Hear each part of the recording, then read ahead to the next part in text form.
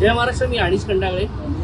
सध्या मी आमच्या Matunga liver camp इथे आर्य व्यायाम शाळेच्या इथे उभा आहे आणि तुम्ही जर माझ्या पाठीमागे जर पाहिलं तर ही बेस्ट एक्सप्रेस म्हणून जी कुरिअर कंपनी आहे त्या कुरिअर कंपनीच्या गाडीचा या ठिकाणी मोठा भीषण अपघात झालेला आहे.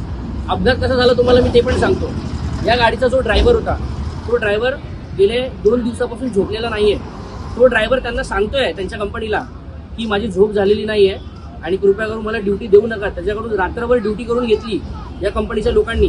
फक्त त्याला झोप दिलेली आहे आणि त्याच्यानंतर तो म्हणतोय की माझी झोप नाही झाली आहे, मला नका गाडी चालवायला लावू.